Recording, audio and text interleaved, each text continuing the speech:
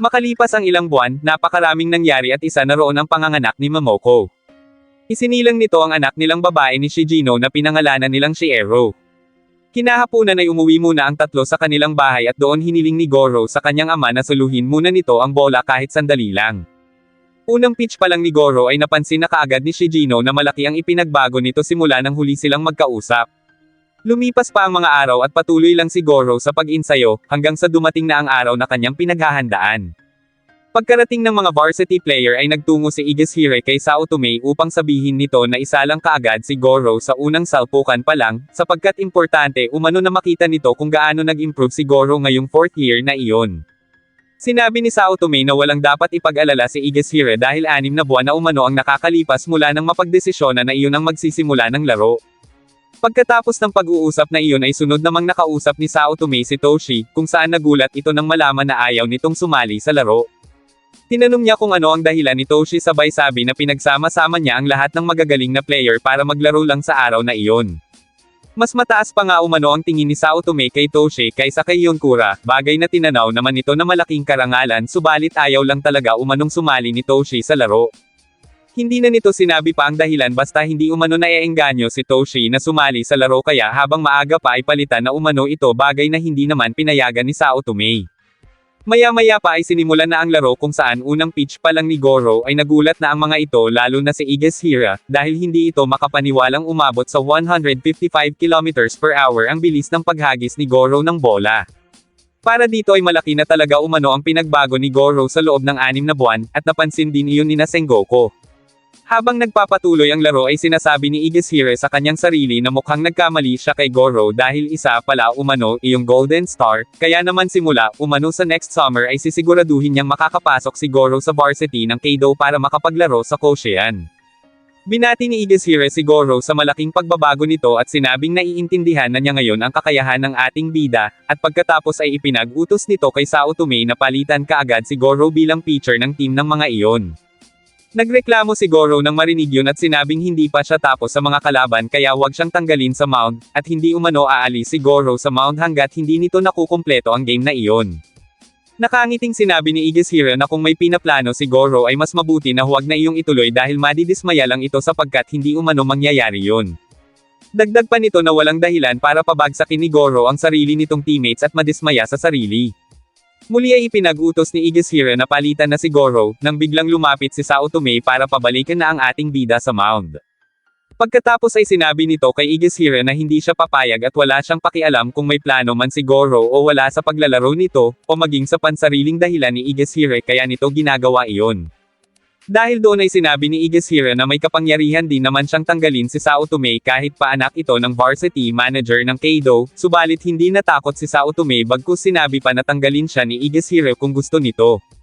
Nagsalita si Goro at sinabing walang dahilan para umalis si Sao Tome. Ipapakita umano nito kay Igashira kung ano ang gusto niya, at iyon ay ang pabagsakin ang varsity team, kaya kapag nanalo umano sila ay walang dahilan para tanggalin ang kanilang coach.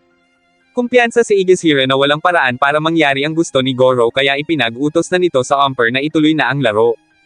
Hindi nagtagal ay 3 player na ang natanggal sa mga varsity kaya natuwa sina Akado sa magandang game na ipinapakita umano ni Goro, ngunit kahit ganoon ay mapapansin na wala talaga sa mood si Toshi. Maya-maya pa ay nagsimula na ulit ang game at ang team naman ni Goro ang batter. Nang si Toshi na ang sumalang ay bahagyang napansin ni Goro na kakaiba ito, hanggang sa na-out kaagad ito sa game. Sinabi rito ni Goro na ayos lang yun dahil kahit anong oras naman ay kaya nilang umiskor sa mga iyon, nang biglang bumulong si Toshi na wala naman umanong pakialam si Goro kung sino ang catcher nito. Hindi yun narinig ni Goro kaya dumiretso lang ito papasok sa field, habang si Toshi naman ay nakiusap kay Sao Tome na palitan na siya sa susunod na inang. Hindi pa rin pumayag si Sao Tome at naiinis na sinabi kay Toshi na napakaraming player ang gustong maglaro pero hindi makalaro, kaya tinanong nito kung anong klaseng player si Toshi para sabihin nito na ayaw nitong maglaro dahil lang sa ayaw talaga nito. Wala nang naiimik pa si Toshi at wala na itong nagawa pa kundi ang sundin ang sinabi ng kanilang coach na bumalik na. Habang nagaganap ang laro ay sinasabi ni Igashira sa kanyang sarili na kapag natalo doon si Goro ay luluhod din ito sa manual, at wala na iyong magagawa kundi sumunod sa Keido at maging sikat. Hindi nagtagal ay na-strike out ni Goro ang kalaban kaya tinawanan niya ito, sabay sabi na hindi siya napapagod sa taktika ng mga iyon dahil alam umano ni Goro na lahat ng pamamaraan ng mga ito ay nasa loob lang ng manual, kaya naman hindi siya titigil hanggat hindi umano ipinapakita ng mga varsity ang tunay na laro ng mga ito. Subalit matapos ang pang-76 na pitch ni Goro ay napansin ni Igashira na bumaba na ng 5 ang bilis ng pitch nito. Halata ni Taiza ang pagod ni Goro pero itinanggi nito iyon at sinabing wala umano itong dahilan para mapagod at hindi nito basta ibibigay sa mga iyon ang laban. Maya-maya pa ay nagsimula na ring kumilos ang mga varsity. Nang siguro na ang magbabit ay sinadya ng mga itong patakbuhin iyon nang sa ganon ay mas lalo itong mapagod, at nahalata ni Taiza na pinlano iyon ng mga varsity matapos ang 100 pitch ni Goro. Napansin naman ni Terakado ang hindi pagpunta ni Toshi sa mound para suportahan si Goro kaya nagtaka ang mga ito kung ano ang nangyayari doon. Hindi nagtagal ay humingi muna si Yakushiji ng timeout para kausapin si Toshi dahil kanina ay nakaluhod umano ang isang paa nito gayong may 2 runner ang mga kalaban sa base kaya mahihirapan umano si Toshi sa pagkilos kung ganon. Humingi ito ng paumanhin pero inako ni Goro ang kasalanan at sinabing siya ang may problema dahil hindi niya naagapan ang pagtakbo ng 2 runner sa base. Kasunod ng pangyayaring iyon ay sinabi ni Taiza na siguradong may hindi magandang nangyayari kay Toshi kaya mas mabuti umano na palitan na iyon, subalit sinabi ni Sao Tome na nakiusap si Goro kagabi na huwag palitan si Toshi at maging si Goro ay huwag umanong alisin sa mound. Maya-maya pa ay si Sengoku na ang sumalang na batter kaya sinabi ni Goro sa kanyang sarili na kapag hindi niya inayos ang pitch niya ay siguradong paliliparin na naman yun ang bola. Hindi umano siya pwedeng umalis ng Keido hanggat hindi pa niya nagagawa ang misyon niya. Ngunit matapos ang ilang game ay mas bumaba pa ang bilis ng pitching ni Goro, at inisip ni Taiza na iyon ay dahil nakakaramdam na si Goro ng pangamba sa laro lalo na at ang determinadong si Sengoku ang batter. Habang kini-question ni Goro ang sariling kakayahan dahil sa pagkabigo na maka-score ay biglang humingi si Toshi ng timeout sa umpire. Lumapit ito kay Goro at sinabi na ang totoo ay ayaw nito iyong suportahan sa ginagawa niyon para lang manalo sa game, dahil ano man ang mangyari, matanggal man ito sa Keido o hindi ay hindi pa rin umano maintindihan ni Toshi kung bakit kailangang umalis ni Goro. Dagdag pa ni Toshi na kaya siya naroon sa Keido ay dahil sinamahan niya si Goro kaya umasa siya na maglalaro sila sa Koshien ng magkasama pero aalis naman pala umano si Goro. Gayunpaman, umaasa pa rin umano si Toshi na matutupad ang pangarap nila. Natigilan na lang si Goro kaya tumalikod na si Toshi at sinabing bigyan siya ni Goro ng wind-up dahil mas maganda umano ang kontrol nito sa ganoong pitch. Muling sinimulan ang laro kung saan naka-score ang mga varsity sa pampitong inang pero kahit ganon ay binati pa rin ni Toshi si Goro sa maganda nitong pitch dahil kung hindi umano nito iyon binago ay hindi lang yun ang mangyayari. Maya-maya pa ay nagpahinga muna ang dalawa habang ipinagpapatuloy ng iba ang laro.